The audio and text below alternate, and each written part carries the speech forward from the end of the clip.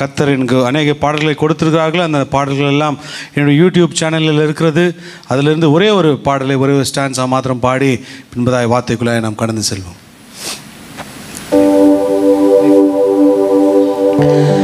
நான் கலங்கினதை கண்டவரே, என் கண்ணீரெல்லாம் துடைத்தவரே. நான் கலங்கினதை கண்டவரே, என் கண்ணீரெல்லாம் துடைத்தவரே. என் உள்ளம் உடைந்த போது என்னை மார்போடு அணைத்து உருவாக்கினீர். நான் நம்பிக்கை இழந்த போது என்னை கரம் பிடித்து நடத்தி வந்தீர். என் வாழ்வே நீர்தானையா, என் இயேசுவே என் தெய்வம். என்னோடு சேர்ந்து கரங்களை உயர்த்தி பாடுவோம். என் வாழ்வே நீர்தானையா, என் இயேசுவே என் தெய்வமே. நான் கலங்கினதை கண்டவரே, என் கண்ணீரெல்லாம் துடைத்தவரே. உம் சிறகுகளின் நிழலை தந்தீர், உம் தழும்புகளால் சுகத்தை தந்தீர். உம் சிறகுகளின் நிழலை தந்தீர், உம் தழும்புகளால் சுகத்தை தந்தீர். பனி போல உருக்கினீர், மலை போன்ற துன்பம் என் தீங்கு நாட்களில் நீர்தானின் தஞ்சம். பனி போல உருக்கினீர், மலை போன்ற துன்பம் என் தீங்கு நாட்களில் நீர்தானின் தஞ்சம். என் வாழ்வே நீர்தானையா, என் இயேசுவே என் தெய்வமே. என் வாழ்வே நீர்தானையா, என் இயேசுவே என் தெய்வமே. நான் கலங்கினதை கண்டவரே, என் கண்ணீரெல்லாம் துடைத்தவரே. அன்பின் பரலோக பிதாவே, இயேசுவின் நாமத்தினாலே சமூகத்தில் இந்த வேலையில் வருகிறோம். ஆண்டவரே, அடியானை மறைத்து நீர் வெளிப்படுங்கப்பா, வார்த்தை வெளிப்படட்டும். இயேசுவின் நாமத்தில் பிதாவே, ஆமேன். ஹல்லேலூயா. கர்த்தர் நல்லவர். ஆமேன். எடுத்தவர்கள் வாசிங்கள். யோவேல் 2ஆம் அதிகாரம் 26வது வசனம் 27வது வசனம். யோவேல் 2:26-27.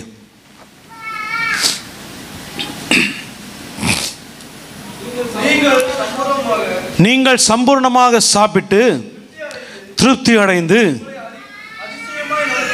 உங்களை அதிசயமாய் நடத்தி வந்த உங்கள் தேவனாகிய கர்த்தருக்கு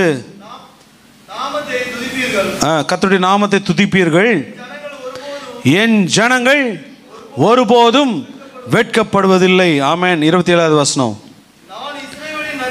நான் இஸ்ரவேலின் நடுவில் இருக்கிறவன் என்றும் நானே உங்கள் தேவனாகிய கர்த்தர், வேறொருவர் இல்லை என்றும் அறிந்து கொள்வீர்கள். என் ஜனங்கள் ஒருபோதும் வெட்கப்படுவதில்லை. ஆமென். அல்லேலூயா. இந்த இடத்துல 2 வார்த்தை குறித்து நாம் பார்க்கிறோம். 2 வசனத்திலே ஒரே ஒரு வார்த்தை, என் ஜனங்கள் ஒருபோதும் வெட்கப்படுவதில்லை. ஆமென். நம்மை கர்த்தர் வெட்கப்படாத தேவனா இருக்கிறார். வெட்கப்பட அனுமதிக்கிற தேவன் கிடையாது. ஆமென். நம்மை வெட்கப்பட விடுவது கிடையாது. நாம் ஒருபோதும் வெட்கப்பட்டு போவதில்லை. ஆமென். வலது பக்கத்தில் பார்த்து சொல்லுங்க, நீ வெட்கப்பட்டு போவதில்லை. இடது பக்கத்தில் பார்த்து சொல்லுங்க, நீ வெட்கப்பட்டு போவதில்லை. கரங்களை உயர்த்தி நாம் கர்த்தருடைய சமூகத்தில் சொல்லுவோம், நான் வெட்கப்பட்டு போவதில்லை. ஆமென். ஹல்லேலூயா. நம்மை கர்த்தர் வெட்கப்பட விடுவது கிடையாது. ஆமென். நம் தலைகளை கர்த்தர் உயர்த்துகிற தேவனா இருக்கிறார். நம்மை ஆசீர்வதிக்கிற தேவனா இருக்கிறார். நாம் வெட்கப்படுகிற சூழ்நிலைகள் வரலாம். நம்முடைய வாழ்க்கையில் பலவிதமான காரியங்கள் நாம் வெட்கப்பட்டு போகிறது போல வரலாம். ஆனால் கர்த்தர் நம்மை கைவிடாமல் நம் தலைகளை உயர்த்துகிற தேவனா இருக்கிறார். ஆமென். வெட்கப்படுகிற சூழ்நிலை வரும்போது கர்த்தர் நம் தலைகளை உயர்த்துவார். நம்மை வெட்கப்படாதபடிக்கு கர்த்தர் நம்மை பாதுகாப்பார். ஆமென். நாம் அவரோடு கூட இருக்கும்போது, அவரோடு கூட வாசம் பண்ணுகிற போது, அவரோடு கூட நடக்கும்போது கர்த்தர் நம்மை வெட்கப்பட விடாமல் பாதுகாக்கிற தேவன். ஆமென், அல்லேலூயா. இந்த இடத்துல ஒரு சம்பவம் எல்லோருக்கும் தெரிந்த சம்பவம். 2 ராஜாக்கள் 6ஆம் அதிகாரத்தில் நாம் எல்லோருக்கும் தெரிந்த ஒரு காரியம். இந்த தீர்க்கதரிசிகளின் புத்திரர்கள் எலிசாவை நோக்கி கேட்குறாங்க, நாங்கள் உம்மோடு குடியிருக்கிற இந்த இடம் எங்களுக்கு என்னவா இருக்கிறது?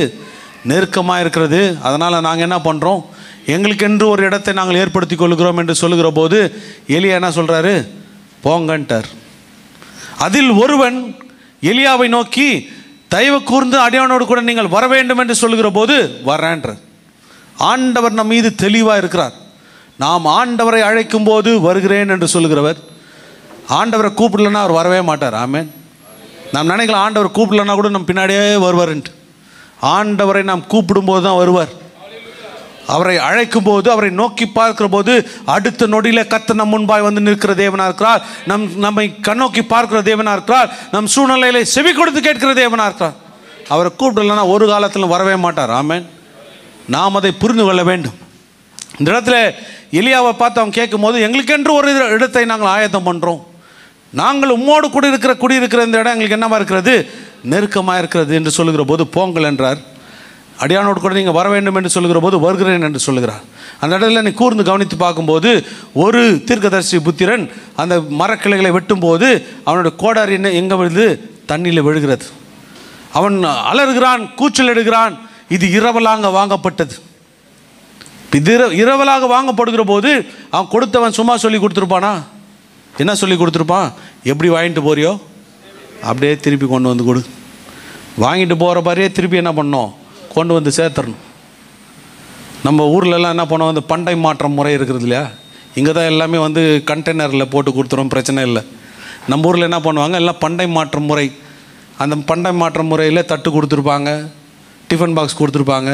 அந்த டிஃபன் பாக்ஸை திருப்பி வர வரைக்குமே கேட்டுருப்பாங்க, ஏங்க அன்றைக்கி ஒரு டிஃபன் பாக்ஸ் கொடுத்துமே, குழம்பு ஊற்றி கொடுத்துமே, அந்த டிஃபன் பாக்ஸ் இன்னும் என்ன ஆகலை, எங்கள் வீட்டுக்கு வந்து சேரலையே. அது கொடுக்குற வரைக்கும் என்ன பண்ண மாட்டாங்க, இவங்களும் மறக்க மாட்டாங்க, வாங்கிட்டு போனவங்களும் மறந்துடுவாங்க. பார்க்கும் போது தான் ஞாபகம் வரும். ஆனால் அதை கேட்டு அதை வாங்குற வரைக்கும் என்ன பண்ண மாட்டாங்க, கொடுத்தவங்க விடவே மாட்டாங்க. எங்கே பார்த்தாலும் ஃபங்க்ஷனில் பார்த்தா கூட அன்றைக்கி அந்த டிஃபன் பாக்ஸ் கொடுத்துனேன், இன்னும் அந்த டிஃபன் பாக்ஸ் வந்து சேரலையே. அதுபோல் இந்த இடத்துல பார்க்கும்போது அவன் ஒரு கோடரியை பெற்றுக்கொண்டு வருகிறான். அந்த கோடரி என்பது அந்த காலத்தில் அவங்களுடைய வாழ்வாதாரமாக இருந்தது. ஆமென். இப்படிப்பட்ட எக்யூப்மெண்ட்ஸ் தான் அவங்களுடைய வாழ்வாதாரம். கோடரி இப்படி போன்ற காரியங்கள் தான் வாழ்க்கையில் வாழ்வாதாரமாக இருந்தது. அந்த வாழ்வாதாரத்திலேருந்து அவன் கொடுக்கும்போது என்ன சொல்லியிருப்பான்? எப்படி வாங்கிட்டு போகிற, திருப்பி கொண்டு வந்து தரணும். அப்படி திருப்பி கொண்டு வந்து தரணும்னு சொல்லும்போது இவன் தவற விடுகிறான், பயந்து போகிறான், அலறி போகிறான். நான் எப்படி போய் அவன்கிட்ட திரும்ப சொல்லுவேன், கோடரி மிஸ் ஆயிடுச்சு, தண்ணியில் விழுந்துருச்சு. அவன் வெட்கப்பட்டு போகிற சூழ்நிலை. ஆனால் தேவனுடைய மனுஷன் அவர்களோடு கூட இருந்ததுனால, அவளோடு கூட அவர் பிரயாணம் பண்ணினதுனால அந்த கோடரை மீட்டு அவனை வெட்கத்துக்கு பதிலாக அவன் தலைகளை உயர்த்தி வைத்தார் கர்த்தர். ஆமென், அல்லேலூயா. இந்த இடத்துல நீங்கள் யோசிச்சு பார்க்கலாம். 2வது வசனத்தை அந்த இடத்துல வேத பகுதியில் பார்க்குறோம். ஒருவன் தான் கூப்பிடுறான். அந்த ஒருவனுக்கு பேர் இல்லை அந்த இடத்துல. அந்த ஒருவன் தான் என்ன பண்ணுறான், அடியாரோடு கூட வர வேண்டும்னு சொல்லி கூப்பிடுறான். நான் யோசிச்சு பார்த்தேன், ஏன் இந்த ஒருவன் அந்த ஒருவனாக இருக்கக்கூடாது? கூப்பிட்ட ஒருவன் தான் கோடரை மிஸ் பண்ணின ஒருவனாக இருக்கக்கூடும். அவன் கூப்பிட்டதுனால அவன் வெட்கத்தை கர்த்தர் மாற்றினார். ஆமென். அவனும் கூப்பிடாமல் போயிருந்தானே என்ன நடந்திருக்கும்? வெட்கத்துக்குள்ளாய் தள்ளப்பட்டிருப்பான். அதை கொடுத்தவன் அவனை கேள்வி கேட்டிருப்பான். அவனால் பதில் சொல்ல முடியாதபடிக்கு அவன் திகைத்து நின்றிருப்பான். அவன் தலை குனிந்து போயிருப்பான். ஆனால் அவன் கர்த்தரை கூப்பிட்டதுனால, அந்த தேவ மனுஷனை கூப்பிட்டதுனால, கர்த்தருடைய பிரச்சனை என்னோடு கூட வர வேண்டும், கர்த்தர் என்னோடு கூட வர வேண்டும் என்ற அந்த வாஞ்சையோடு அவன் கூப்பிட்டதுனால அவன் வெட்கத்திலிருந்து கர்த்தர் அவனை பாதுகாத்தது போல நம்மையும் கர்த்தர் அபிதமாய் பாதுகாக்க வல்லவராக இருக்கிறார். ஆமென். நான் வெட்கத்துக்குள்ளாய் தள்ளப்படலாம், ஆனால் கர்த்தரை நாம் அழைக்கும் போது, எந்த சூழ்நிலையிலும் அவரை விட்டு விலகாத போது, எந்த சூழ்நிலையிலும் அவரோடு கூட நம்ம வாசமாக இருக்கும்போது, அவரோடு கூட தஞ்சமாக இருக்கும்போது, அவர் பிரச்சனத்தில் இருக்கும்போது சூழ்நிலைகள் வெட்கத்துக்கு நேராக வரும். ஆனால் வெட்கப்பட விடாதபடிக்கு நம் தலைகளை கர்த்தர் உயர்த்த வல்லவராக இருக்கிறார். ஆமென், ஹல்லேலூயா. என் ஜனங்கள் ஒருபோதும் வெட்கப்பட்டு போவதில்லை, அவர் வெட்கப்பட அனுமதிப்பது கிடையாது. ஆமென், ஹல்லேலூயா. முதலாவது காரியத்தை குறித்து பார்ப்போம். ரோமர் 9ஆம் அதிகாரம் 33வது வசனத்தை வாசிப்போம். ரோமர் 9:33. இதோ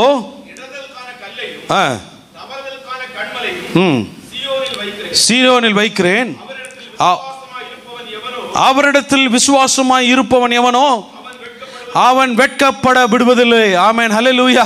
கர்த்தர் மீது நாம் விசுவாசத்தை வைக்கும்போது, கர்த்தர் மீது நம்பிக்கை வைக்கும்போது, அவர் நாமத்தின் மேல் விசுவாசத்தை வைக்கும்போது, அவர் நாமத்தை நாம் பற்றி கொள்கிற போது கர்த்தர் நம்மை வெட்கப்பட விடுவது கிடையாது. ஆமென். அவர் நாமத்தின் மேல் விசுவாசத்தை வைக்க வேண்டும். எனக்காய் என் காரியங்களை செய்ய என் கர்த்தர் உண்டு. என் இயேசு என் காரியங்களை செய்து முடிக்க வல்லவராக இருக்கிறார். என்னை பலப்படுத்துகிற கிறிஸ்துவினாலே எல்லாவற்றையும் செய்ய எனக்கு பலன் உண்டு.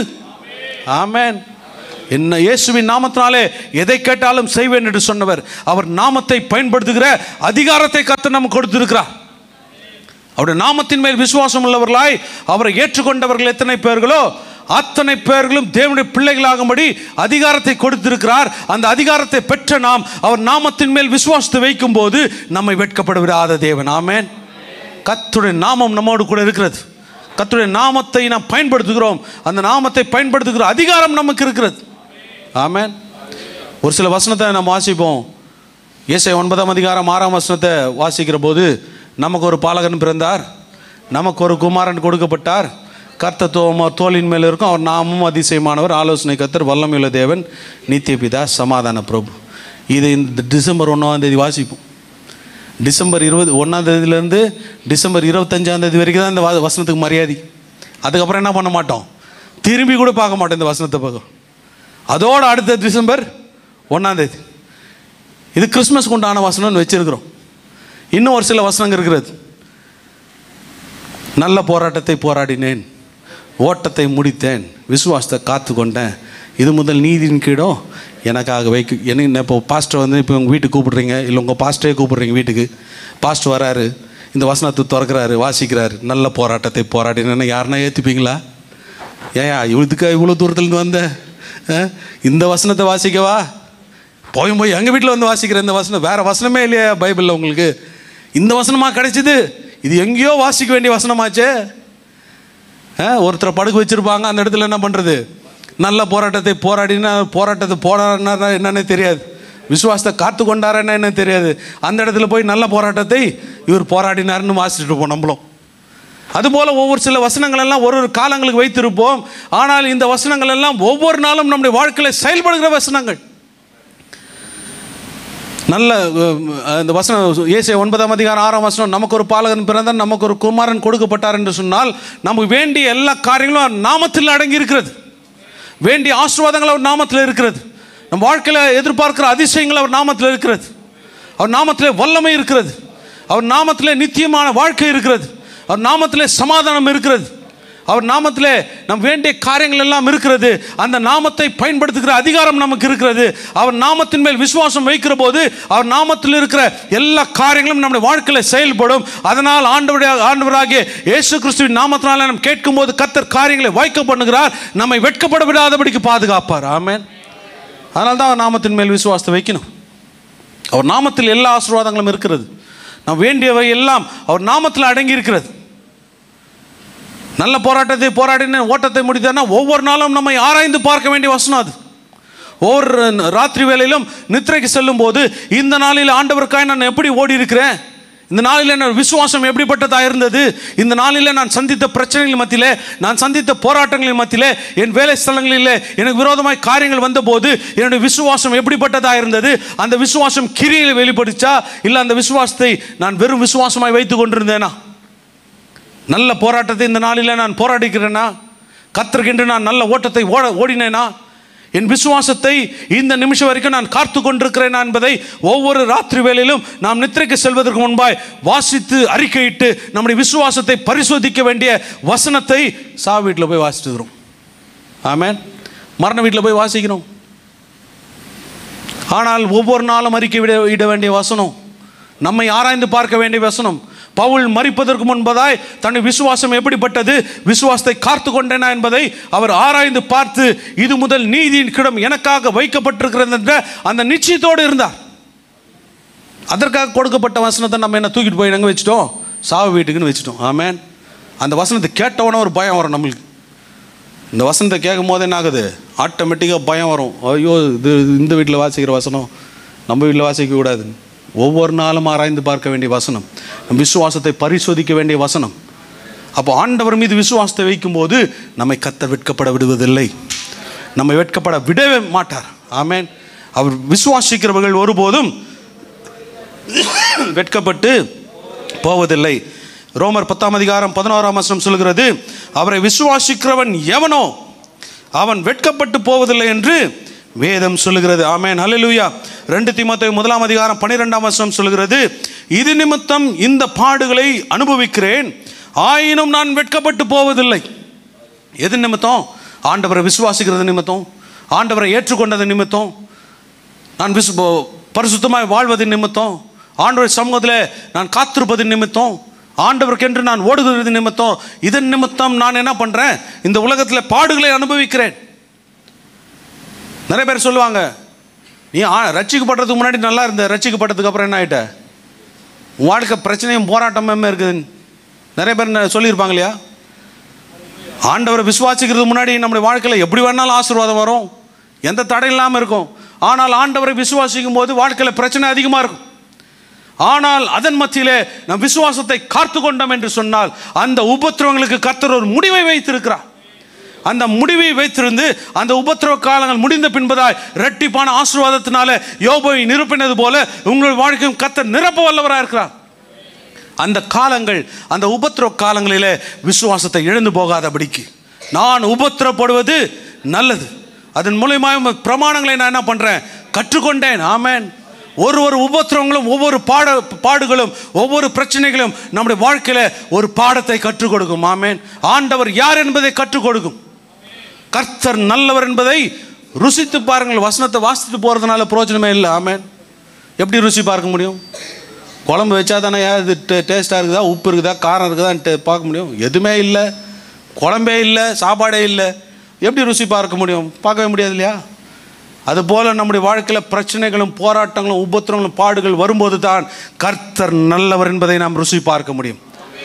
அவர் யார் என்பதை புரிந்து கொள்ள முடியும். அவர் அநேக பாடங்களை நமக்கு கற்றுக் கொடுக்கிறார். அநேக பாதைகள் வழியாய் கர்த்தர் நம்மை நடத்தி செல்லுகிறார். அதற்காக நம்மை விட்டு கொடுக்க வேண்டும். ஐயோ, எனக்கு மாத்திரம் ஏன் இந்த பிரச்சனை, எனக்கு மாத்திரம் ஏன் இந்த போராட்டம், எனக்கு மாத்திரம் ஏன் இப்படி வருது, அதை சொல்லாதபடிக்கு நான் உபத்திரப்படுவது நல்லது. அதன் மூலியமாக பிரமாணங்களை கற்றுக்கொண்டேன். ஏனென்று சொன்னால் நமக்கு வருகிற உபத்திரவத்தை கர்த்தர் நமக்கு சாதகமாய் மாற்றுகிற தேவன். நம்ம வருகிற பிரச்சனையை வைத்தே கர்த்தர் நம்ம ஆசீர்வாதத்தினால கொண்டு போய் நிறுத்த வல்லவராக இருக்கிறார். பிராணிக்கு மேலாய் நீங்கள் என்ன பண்ணுவதில்லை? சோதிக்கப்படுவதில்லை. அதை தாங்கிக் கொள்ளுகிற பலனையும் அதோடு கூட தப்பித்துக் கொள்ளுகிற வழியையும் கர்த்தர் வைத்திருக்கிறார். வெளியிலிருந்து பார்க்கும்போது பிரச்சனை தெரியும், ஆனால் அதற்குள்ளாய் பிரவேசிக்க அந்த பிரச்சனைகள் கூட நாம் கடந்து செல்ல கர்த்தர் வைத்திருக்கிற பாதைகள் நம் கண்களுக்கு தெரியும். ஆமென். அதன் மூலியமாக கர்த்தர் வைத்திருக்கிற பாடங்களை நாம் கற்றுக்கொள்ள முடியும். அது ஒரு புதிய அனுபவமாய் நம்முடைய வாழ்க்கையில் இருக்கும். ஆமென். இதன் நிமித்தம் இந்த பாடுகளை அனுபவிக்கிறேன், ஆயினும் நான் வெட்கப்பட்டு போவதில்லை.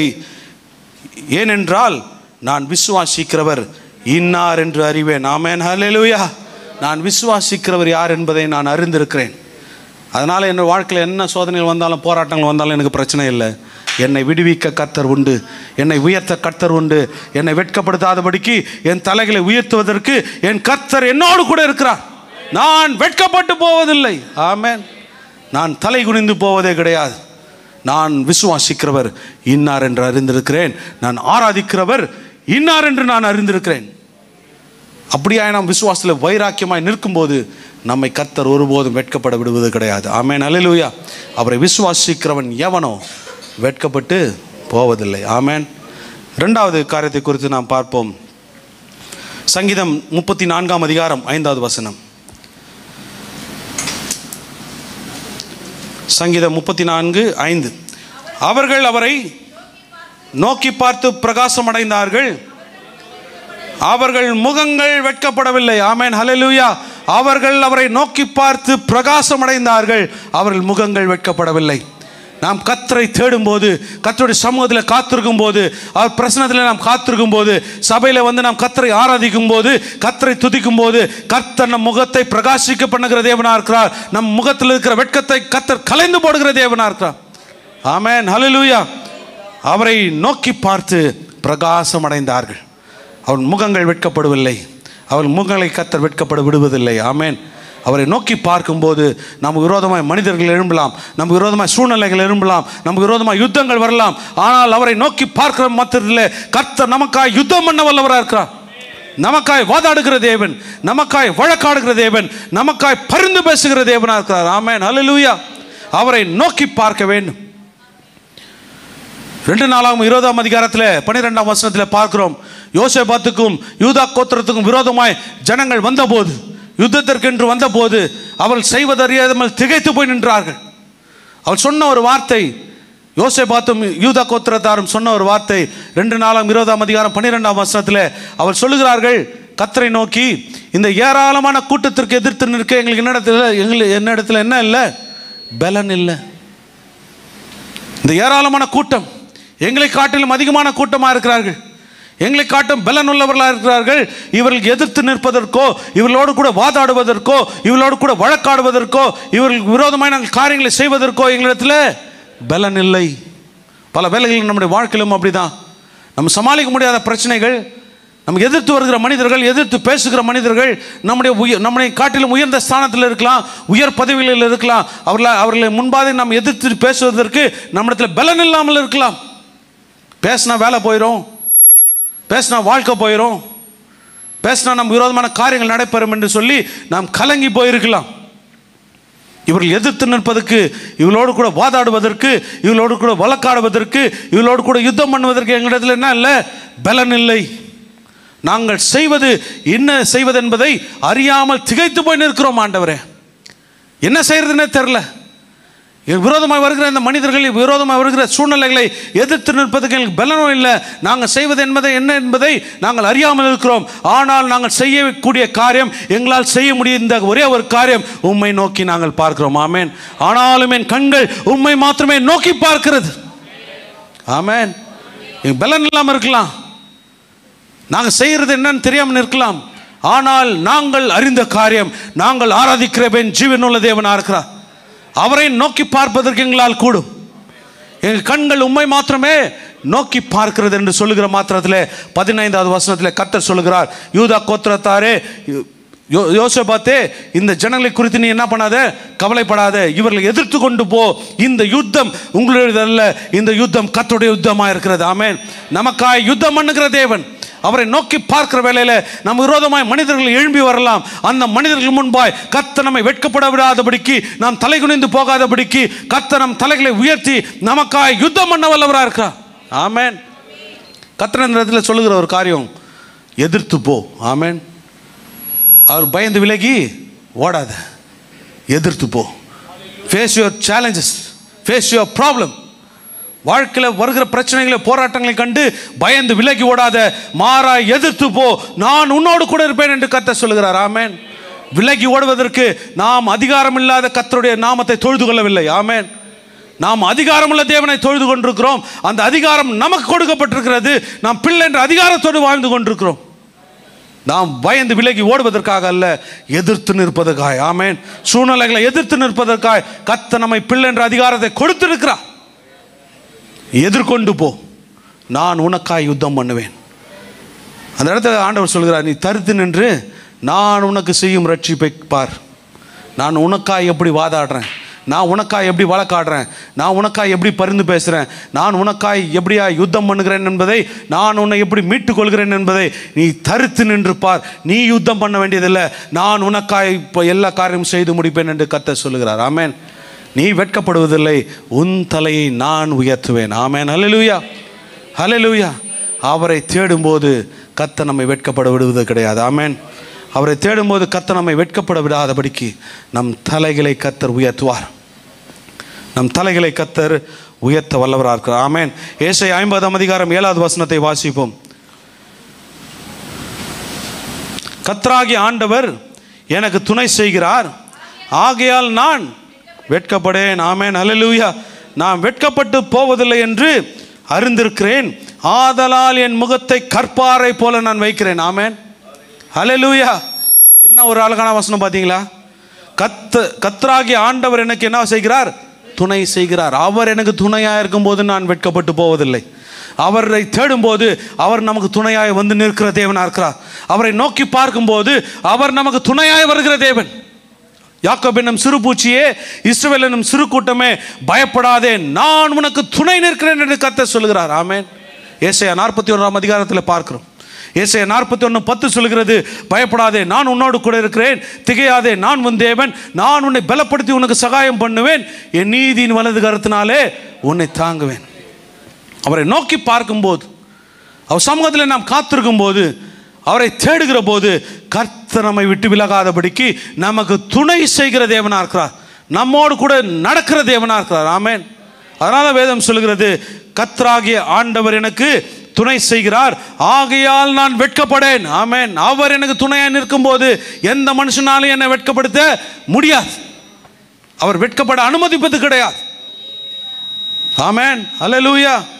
அவர் எனக்கு துணையாக இருக்கும்போது, அவர் எனக்கு கேடகமாக இருக்கும்போது, அவர் எனக்கு அரணாக இருக்கும்போது, அவர் எனக்கு பாதுகாப்பாக இருக்கும்போது, நான் இனி வெட்கப்பட்டு போவதில்லை. என் தலையை கர்த்தர் உயர்த்துவார். ஆமென். என் சத்துருக்கள் முன்பாய் கர்த்தர் எனக்கு ஒரு பந்தியை ஆயத்தப்படுத்தி என் தலையை எண்ணினால் அபிஷேகம் பண்ணுகிறார், என் பாத்திரத்தை நிரம்பி வழியை செய்கிறார். என் ஜீவனுள்ள நாளெல்லாம் கடைசி சுவாசத்தை நான் சுவாசித்து முடிக்கும் வரையிலே நன்மைகளும் கிருபைகளும் என்னை தொடரும்படியாக கர்த்தர் என் சூழ்நிலைகளை மாற்றுவார். ஆமென். அல்லேலூயா. கர்த்தராகிய ஆண்டவர் எனக்கு துணை செய்கிறார், ஆகையால் நான் வெட்கப்படேன், நான் வெட்கப்பட்டு போவதில்லை என்று அறிந்திருக்கிறேன், ஆதலால் என் முகத்தை கற்பாறை போல வைக்கிறேன். ஆமென். நம்ம முகத்தை கற்பாறை மாதிரி வைக்கணும். கற்பாறை போல நம்ம முகத்தை என்ன பண்ணணும்? வைக்கணும். ஏனென்று சொன்னால் அகத்தின் அழகு முகத்தில் தெரிஞ்சிடும். உள்ளத்தில் இருக்கிற வேதனை எங்கே தெரியும்? முகத்தில் தெரியும். அதை நான் முகத்தில் காட்டவே உள்ள 1000 பிரச்சனை இருக்கும், உள்ள 1000 போராட்டங்கள் இருக்கும், 1000 தேவைகள் இருக்கும், 1000 கண்ணீர் இருக்கும், கவலைகள் இருக்கும். ஆனால் அதை முகத்தில் காட்டாதபடிக்கு முகத்தை கற்பாறை போல வைக்க வேண்டும். Amen. Hallelujah. Face is the index of your mind. உள்ளத்தில் பல காரியங்கள் இருந்தாலும் அதை முகத்தில் காட்டாதபடிக்கு முகத்தில் நாம் கர்த்தரை காட்ட வேண்டும். ஆமென். அல்லேலூயா. முகத்தில் மகிழ்ச்சியை காட்ட வேண்டும், முகத்தில் சந்தோஷத்தை காட்ட வேண்டும். அதனால் தான் வேதம் சொல்லுகிறது, அவரை நோக்கி பார்க்கிற முகங்கள் பிரகாசம் அடையும். அவரை நோக்கி பார்க்கும்போது முகம் பிரகாசம் அடையும். உள்ளத்தில் வேதனை இருக்கலாம், பாரங்கள் இருக்கலாம், கேள்விகள் இருக்கலாம், தவிப்புகள் இருக்கலாம், பலவிதமான போராட்டத்தின் மத்தியிலே நாம் வாழ்ந்து கொண்டிருக்கலாம். அதை கொண்டு வந்து நம் முகத்தில் காட்டும் போது வெற்றி பெறுபவன் பிசாசானவனாக இருக்கிறான். ஆமென். நம்மளை சோகமாக வச்சுக்கிறதுல, நம் முகத்தை வாடலாக வைக்கிறதுல பெரிய வெற்றி பிசாசுக்கு உண்டு.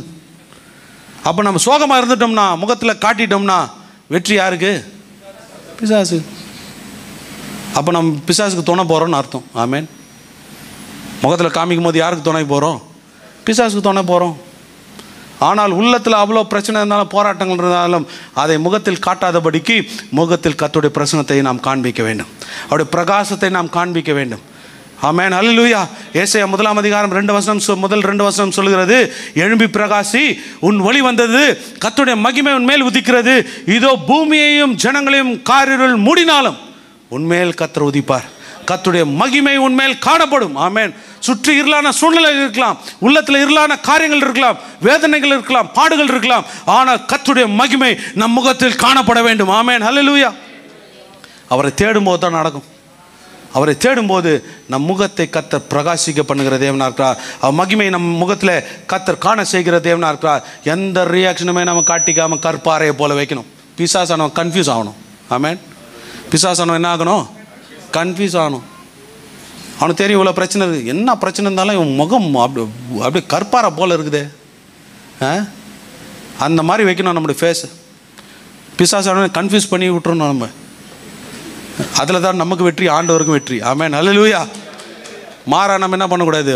அப்படியே சோகமாக வச்சுட்டு இருக்கக்கூடாது, முகத்தை கற்பாறையை போல் மாற்ற வேண்டும். அதுதான் இந்த இடத்துல நான் பார்க்குறோம். ஆமென். நான் வெட்கப்பட்டு போவதில்லை என்று அறிந்திருக்கிறேன், ஆதலால் என் முகத்தை கற்பாறை போல வைக்கிறேன், என் முகத்தை கற்பாறை போல வைக்கிறேன். ஏற்ற நேரத்தில் கர்த்தர் என்னை உயர்த்துவார். ஏற்ற நேரத்தில் என் தலைகள் உயர்த்தப்படும். ஏற்ற நேரத்தில் ஆசீர்வாதத்தை கர்த்தர் கொடுப்பார். ஏற்ற நேரத்தில் நான் வெட்கப்பட்டு போகாதபடிக்கு என் தலைகளை கர்த்தர் ஒருவரே உயர்த்த வல்லவராக இருக்கிறார். நான் வெட்கப்பட்டு போவதில்லை. ஆமென். ஹல்லேலூயா. கர்த்தர் அப்படியே காரியங்களை செய்ய வல்லவராக இருக்கிறார். ஆமென். 3வது காரியத்தை குறித்து பார்ப்போம். ஏசாயா 49ஆம் அதிகாரம் 23வது வசனம்.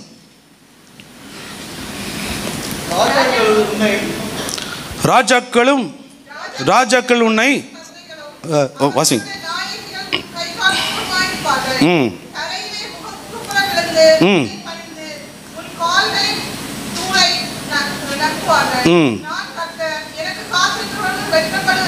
மூன்றாவது காரியம், எனக்கு காத்திருக்கிறவர்கள் வெட்கப்படுவதில்லை என்பதை அப்பொழுது அறிந்து கொள்வீர்கள். ஆமென், ஹல்லேலூயா. இந்த வசனத்தில் ஆரம்பத்தில் பார்க்குறோம், ராஜாக்கள் உன்னை வளர்க்கும் தந்தைகளும் அவளுடைய நாயகிகளும் உன் கைதாரிகளுமாயிருப்பவர்கள் தரையில் முகம் குப்புற விழுந்து உன்னை பணிந்து. பலர் நம்முடைய வாழ்க்கையில் நம்முடைய உறவுகள், நம்முடைய நண்பர்கள், நமக்கு விரோதமாக இருக்கிற நம்முடைய சொந்த உறவுகளே வேதம் என்ன சொல்லுது? உன் வீட்டாரே உனக்கு சத்ரு. நம்ம போய் வெளியில் தேட வேண்டியதில்லை. ஆமென். நம்ம என்ன பண்ணுவோம்? சத்ருக்களை போய் வேலை ஸ்தலத்தில் தேடிருப்போம். இங்கே சத்ருவா அங்கே சத்ருவான், கடைசியில் சத்ரு பக்கத்தில் இருப்பான். ஆமென். உன் வீட்டாரே உனக்கு சத்ரு. பல வேளையில் தாவீதோட வாழ்க்கையில் பார்க்கும்போது தாவீதுக்கு தன்னுடைய தகப்பனும் தன்னுடைய சகோதரனுமே சத்ருவாக மாறினாங்க. தாவீதோட அருமை யாருக்கு தெரில? தகப்பனுக்கும் தெரில, சகோதரனுக்கும் தெரில. சவுளுடைய அரண்மனையில் இருக்கிற வேலைக்காரனுக்கு தெரியுது தாவீதோட அருமை. அதுபோல் நம்முடைய அருமை என்ன பண்ணலாம்? நம்முடைய வேல்யூ பல வேளையில் நம்முடைய குடும்பத்துக்கு தெரியாமல் போகலாம். நம் குடும்பத்தினர் நம்ம ஏளனமாய் பேசலாம், நம் நண்பர்கள் நம்ம ஏளனமாய் பேசலாம், நம்மை சார்ந்த ஜனங்கள் நம்ம ஏளனமாய் பேசலாம். இவர்கள் தான் என்னுடைய நம்பிக்கைன்னு சொல்லி நம்ம பலர் நினச்சிருப்போம். அவர்கள் நம்ம ஏளனமாய் பேசி நம்முடைய வாழ்க்கை தரைக்குறைவாய் பேசி கொண்டிருக்கலாம். ஆனால் அவர்கள் உங்களை தேடி வரும்படியாய் கர்த்தர் உங்கள் சூழ்நிலையை மாற்ற வல்லவராக இருக்கிறார். ஆமென், ஹல்லேலூயா. அவர்கள் நாயகிகள் உன் கைத்தாரியமாக இருக்கிறவர்கள் தரையில் முகம் குப்புற விழுந்து உன்னை பணிந்து கொள்வார்கள். ஆமென், ஹல்லேலூயா. உங்களுக்கு விரோதமாய் பேசுகிற மனிதர்களை கொண்டு வந்து கர்த்தர் நிறுத்துவார். ஆமென். அவர்கள் முன்பாய் கர்த்தர் உங்களை உயர்த்துவார். உங்கள் வேல்யூ இன்னைக்கு புரியாமல் போகலாம்.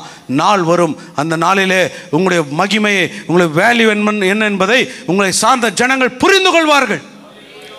அது வரைக்கும் கர்த்தருக்கு காத்திருக்கிறவர்களோ வெட்கப்பட்டு போவதில்லை என்று கர்த்தர் சொல்கிறார். இன்னைக்கு புறக்கணிக்கலாம், இன்னைக்கு உங்களை ஒதுக்கி வைக்கலாம், இன்னைக்கு உங்களை வேற மாதிரி பேசிட்டு இருக்கலாம். ஆனால் அந்த சூழ்நிலையை கர்த்தர் மாற்றுவார். அந்த சூழ்நிலைகள் மாறும் வரையில் நாம் கர்த்தருடைய சமூகத்தில் காத்திருக்க வேண்டும். கர்த்தருடைய பிரசன்னத்தில் நாம் காத்திருக்க வேண்டும்.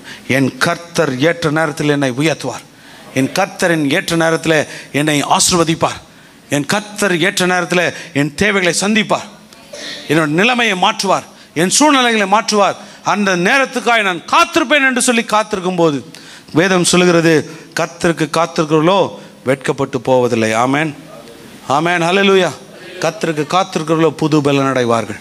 ஒரு புதிய ஜீவனை, ஒரு புதிய ஆசீர்வாதத்தை, ஒரு புதிய நம்பிக்கையை, ஒரு புதிய வாழ்க்கை கர்த்தர் உங்களுக்கு கொடுத்து உங்களை உயர எழும்ப கர்த்தர் கிருபை தருகிற தேவனாக இருக்கிறார். ஆமென், ஹல்லேலூயா. கர்த்தருக்கு காத்திருக்கும் போது அந்த காத்திருப்புக்கு நிச்சயமாக கர்த்தர் பலனை வைத்திருக்கிறார். அந்த காத்திருப்பை கர்த்தர் பார்க்கிறார். அந்த காத்திருப்பை கர்த்தர் அறிந்திருக்கிறார். அந்த காத்திருப்பிலே கர்த்தர் உங்களை மென்மேலுமாக மெருகூற்றுகிற தேவனாக இருக்கிறார். ஒரு புதிய பலத்தினால உங்களை நிரப்புகிற தேவனாக இருக்கிறார். கழுகை பார்க்க, அதனால தான் ஆண்டவர் அந்த இடத்துல கழுகை சொல்கிறார்.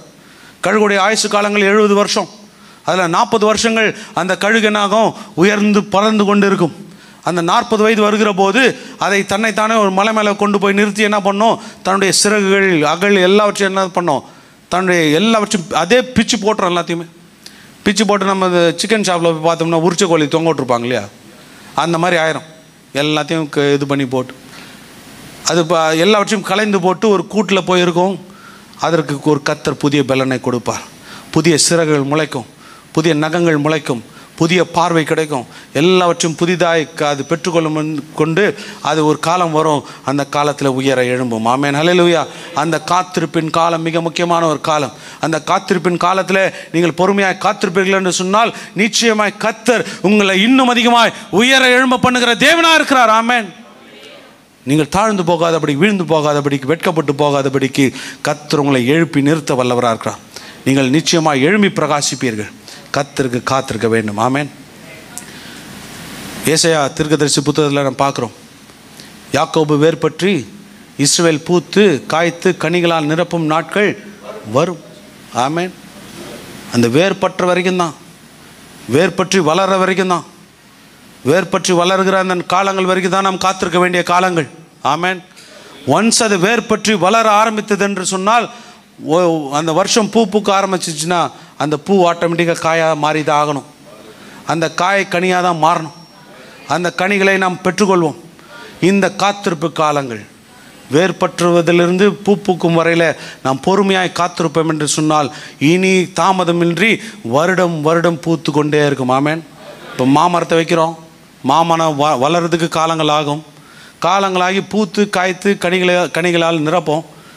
ஒரு வருஷமாக அது இது பண்ணிட்டுருக்குறோம். ஆட்டோமேட்டிக்காக அந்த ஏப்ரல் மாதம் ஆனாலும் என்ன ஆகுது, பூ பூக்க ஆரம்பிச்சிருது. நீங்கள் என்ன பண்ணாலும் அது பாட்டுக்கு அது பூத்துட்ருக்கோம், அது பாட்டுக்கு காய்க்கும், அது பாட்டுக்கு கனி தரும். நீங்கள் அதுக்கு என்ன பண்ண வேண்டியதில்லை, ஒன்றும் பண்ண வேண்டியதில்லை. அதுபோல் கர்த்தருக்கு நீங்கள் காத்திருக்கும் போது அதினதின் காலங்களிலே நீங்கள் பூப்பீர்கள், அதினதின் காலங்களிலே காய்ப்பீர்கள். நீங்கள் கனிகளால் நிரப்புகிற நாட்களை கர்த்தர் வைத்திருக்கிறார். ஆமேன். கர்த்தருக்கு நாம் காத்திருக்க வேண்டும். கர்த்தருக்கு காத்திருவுள்ள கர்த்தர் வெட்கப்பட விடாத தேவனாக இருக்கிறார். ஆமேன். வெட்கப்பட விடுவது கர்த்தர் கிடையாது. ஆமேன். கடைசியாக ஒரு காரியத்தை குறித்து நாம் பார்ப்போம். சங்கீதம் 37 அதிகாரம் 18வது வசனம். உத்தமரின் நாட்களை கர்த்தர் அறிந்திருக்கிறார், அவர்கள் சுதந்திரம் என்றென்றைக்கும் இருக்கும். 19வது வசனம் சொல்கிறது, அவர்கள் ஆபத்து காலத்தில் வெட்கப்பட்டு போகாதிருந்து பஞ்ச காலத்தில் திருப்தி அடைவார்கள். ஆமேன். ஹல்லேலூயா. நம்முடைய வாழ்க்கையில் ஆபத்து வருகிற போது நம்மை வெட்கப்படுத்தாதபடிக்கு கர்த்தர் பாதுகாப்பார். ஆமேன். ஹல்லேலூயா. முதலாவது நாம் பார்த்த ஒரு காரியம், கர்த்தரை விசுவாசிக்கிறவர்கள் வெட்கப்பட்டு போவதில்லை. இரண்டாவது, கர்த்தரை தேடுகிறவர்கள் வெட்கப்பட்டு போவதில்லை. மூன்றாவது, கர்த்தருக்கு காத்திருக்கிறவர்கள் வெட்கப்பட்டு போவதில்லை. நான்காவது, ஆபத்து காலத்தில் கர்த்தர் நம்மை வெட்கப்பட விடுவதில்லை. ஆமேன். ஹல்லேலூயா. ஆபத்துன்றது திடீர்னு நடக்கிற விஷயம். ஆமேன். ஆபத்து என்பது எதிர்பார்த்து நடக்கிற காரியம் அல்ல, சடுதியிலே நடக்கிற காரியம். எதிர்பாராத வேலைகளில் நம்முடைய வாழ்க்கையில் வருகிற நெருக்கங்கள், எதிர்பாராத வேலையில் நம்முடைய வாழ்க்கையில் வருகிற சோதனைகள், எதிர்பாராத நேரத்தில் நம்முடைய வாழ்க்கையில் வருகிற துன்பங்கள் நினச்சி கூட பார்த்துருக்க மாட்டோம். திடீர்னு என்ன ஒன்று நடக்கும். அந்த சூழ்நிலை வருகிற போது நம்மை சூழ்ந்திருக்கிற மக்கள் நம்மை ஏளனமாய் பேசக்கூடும். ஆமேன். ஏளனமாய் பார்க்கக்கூடும். ஆனால் அதை அனுமதிக்காதபடிக்கு அந்த ஆபத்து காலத்தில் கர்த்தர் நம்மை வெட்கப்பட விடாதபடிக்கு நம் தலைகளை உயர்த்த வல்லவராக இருக்கிறார். ஆமேன். ஆபத்துகள் வரும், ஆனால் வெட்கப்பட போவதில்லை. ஆமேன். ஆபத்துகள் வரும்போது கர்த்தர் நம்மை வெட்கப்பட அனுமதிப்பது கிடையாது.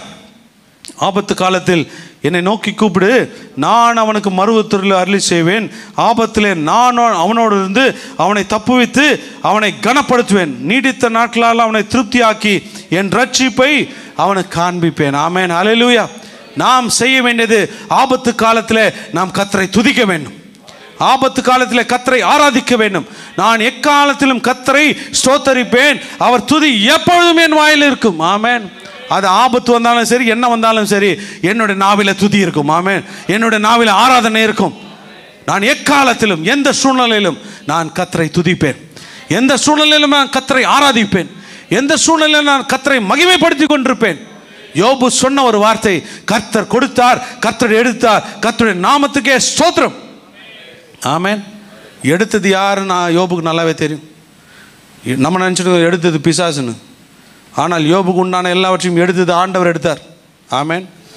முதல் அதிகாரத்தை நீங்கள் பார்க்கும்போது யோபுக்கு உண்டான எல்லா அவனுடைய ஆஸ்திகளை எல்லாவற்றையும் எடுத்தது யார்? ஆண்டவர் எடுத்தார். அதை அவனுக்கு அறிந்ததுனால தான் அவன் சொல்கிறான், கர்த்தர் கொடுத்தார், கர்த்தர் எடுத்தார். யோபு 2ஆம் அதிகாரம் 3ஆம் வசனத்தில் பார்க்குறோம், பிசாசிட்ட ஆண்டவர் சொல்கிறார், அவன் உத்தமன் என்று விளங்கினா இன்னும் உத்தமத்தில் நிலைத்திருக்கிறான்.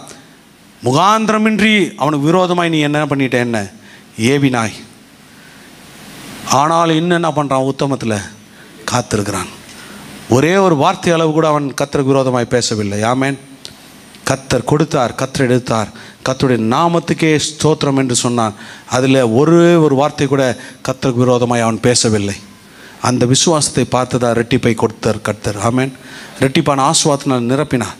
பிசாசு பேச வேண்டியதெல்லாம், பிசாசு என்ன பேசணும்னு நினச்சானோ, என்ன போய் ஆண்டவர்கிட்ட சொன்னானோ, நீங்கள் அவனை தொட்டு பாருங்கள், அவன் உண்டான எல்லாத்தையும் எடுத்து பாருங்கள், அவன் சரீரத்தை தொடுங்க, அவன் உண்மை தூஷிப்பான் என்று பிசாசு ஆண்டவரிடத்தில் போய் சொன்னான். அவன் என்னென்ன எதிர்பார்த்தானோ அதை எல்லாவற்றையும் பேசினது யோபோட மனைவி. ஆமேன். தேவனை தூஷிச்சு ஜீவனை விடு. பிசாசு சொன்னது அதுதானே, அவன் எதிர்பார்த்தது அதுதானே. தேவனை தூஷிக்க வேண்டும் என்பது தான் அவனுடைய எண்ணமாக இருந்தது. ஆனால் அதை பேசினது யார்? யோபோட மனைவி. ஆனால் அந்த உத்தமத்திலிருந்து விலகாதபடிக்கு அவன் உறுதியாய் நின்றதுனால, நாம் நினைக்கலாம் யோபு ஆண்டவர் மேலே விசுவாசம் வச்சான். கர்த்தர் யோபு மேலே விசுவாசத்தை வைத்தார். கர்த்தர் யோபு மேலே என்ன பண்ணார்? நம்பிக்கை வைத்தார். ஆனால் தான் இப்போ 2வது முறை பிசாஸ்ட்டை ஒப்பு கொடுக்கும்போது ஆண்டவர் என்ன சொன்னார்? அவன் ஜீவனை மாத்திரம் விட்டு வை. ஒரு டிசைட் பண்ணி தான் ஆண்டவர் கொடுக்குறார் யோபு பிசாசோட கையில். அவன் ஜீவனை மாத்திரம் விட்டுரு, ஏன்னா அவன் நிலைத்திருப்பான்னு எனக்கு தெரியும். அவன் உபத்திரவ காலங்களுக்கு ஒரு முடிவு உண்டு, அவன் ஆபத்து காலங்களுக்கு ஒரு முடிவு உண்டு. அந்த முடிவு வரும்போது நான் அவனை இரட்டிப்பாய் ஆசீர்வதிக்க வேண்டும் என்று சொல்லி அவன் ஜீவனை விட்டு வைக்க சொன்னார் ஆண்டவர். ஆமென். அந்த உபத்திரவ காலங்கள் முடிந்தது, அந்த ஆபத்து காலங்கள் முடிந்தது. யோபுவை இரட்டிப்பாய் ஆசீர்வதித்தார் கர்த்தர். அதுபோல் நம்மையும் ஆசீர்வதிக்க வல்லவராக இருக்கார். ஆபத்து காலத்தில் நாம் வெட்கப்பட்டு போகாதபடிக்கு அந்த ஆபத்து காலத்தில் நாம் கர்த்தரை துதிக்கும் போது, கர்த்தரை ஆராதிக்கும் போது, கர்த்தரை மகிமைப்படுத்தும் போது, அந்த ஆபத்துகள் என்ன வந்தாலும் அதன் மத்தியிலே கர்த்தர் நம்மை உயர்த்த வல்லவராக இருக்கார். ஆமென். நாம் வெட்கப்பட்டு போவதே கிடையாது. ஆமென். ஹல்லேலூயா. நாம் வெட்கப்பட்டு போகாதபடிக்கு நம் தலைகளை கர்த்தர் உயர்த்தி நம்மை ஆசீர்வதிக்க வல்லவர். ஆமென். நாம் கர்த்தரை விட்டு விலகாமல் இருக்க வேண்டும். வாழ்க்கையில் என்ன வேணால் நடக்கலாம், என்ன வந்தாலும் பரவாயில்ல, என்ன நேரிட்டாலும் பரவாயில்ல.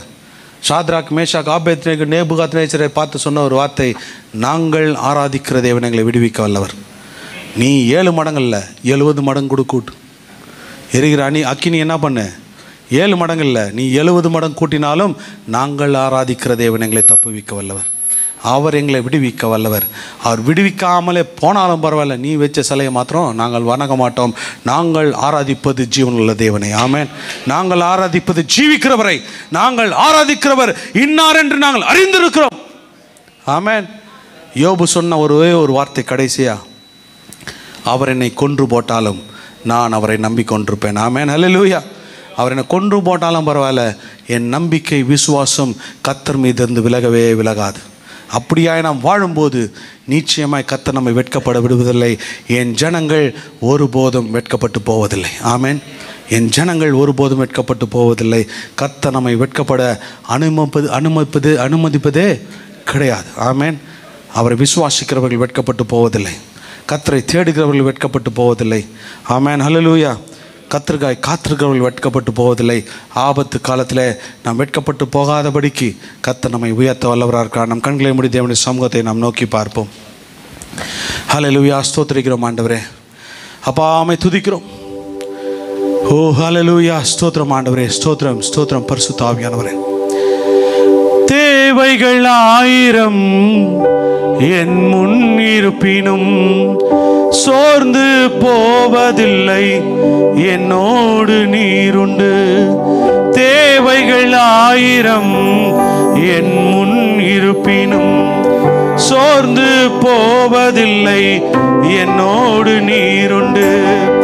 தேவையை காட்டிலும் பெரியவர் நீரல்லோ, நினைப்பதை பார்க்கிலும் செய்பவர் நீரல்லோ. தேவையை காட்டிலும் பெரியவர் நீரல்லோ, நினைப்பதை பார்க்கிலும் செய்பவர் நீரல்லோ. நீங்க தான்ப்பா என் நம்பிக்கை, உம்மை அன்றி வேறு துணையில. கரங்களை உயர்த்தி சொல்லுவோம். நீங்க தான்ப்பா என் நம்பிக்கை, உம்மை அன்றி வேறு துணை இல்லை. கலங்கின நேரங்களில் கை தூக்கி எடுப்பவரே, கண்ணீரின் பள்ளத்தாக்கில் என்னோடு இருப்பவரே. கலங்கின நேரங்களில் கை தூக்கி எடுப்பவரே, கண்ணீரின் பள்ளத்தாக்கில் என்னோடு இருப்பவரே. உறவுகள் மறந்தாலும் நீர் என்னை மறப்பதில்லை, காலங்கள் மாறினாலும் நீர் மட்டும் மாறவில்லை. உறவுகள் மறந்தாலும் நீர் என்னை மறப்பதில்லை. ஆமென். நீர் மட்டும் மாறவில்லை. நீங்க தான்ப்பா என் நம்பிக்கை. நான் வெட்கப்பட்டு போகாதபடிக்கு என் தலைகளை உயர்த்த நீர் ஒருவரே என்னுடைய நம்பிக்கையா இருக்கிறீர் அப்பா. உம்மை உயர்த்துகிறோம்.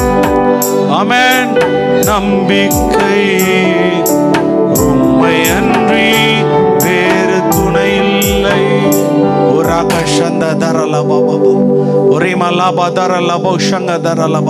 அப்பா இந்த சபையும் கரத்திலே ஒப்பு கொடுத்து ஜெபிக்கிறோம் ஆண்டவரே.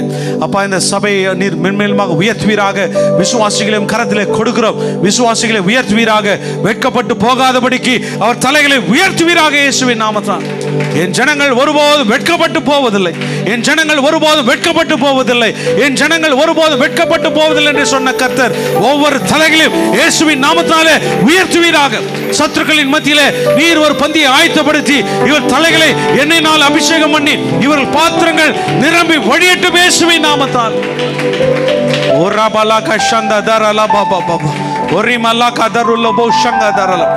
ஆண்டவரே, சூழ்நிலைகள் எதிராக இருக்கலாம், போராட்டங்கள் எதிராக இருக்கலாம், எல்லா சூழ்நிலைகளையும் கரத்திலே கொடுக்கிறோம் ஆண்டவரே.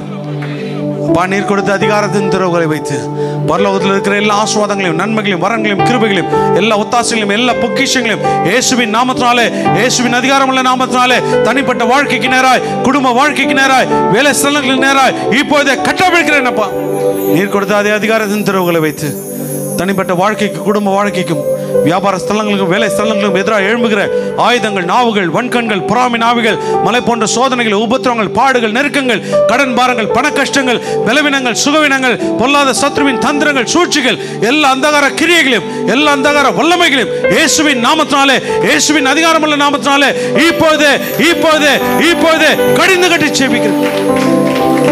அது பரலோகத்தில் கட்டப்பட்டிருப்பதற்காக நன்றி அப்பா. பானையில மாவும் எண்ணெயும் குறையாதபடிக்கு நிரம்பி வழிகிற ஆசுவாத்தை பொழிங்க ஆண்டவரே. வெட்கப்பட்டு போகாதபடிக்கு தலைகளை உயர்த்துவீராக.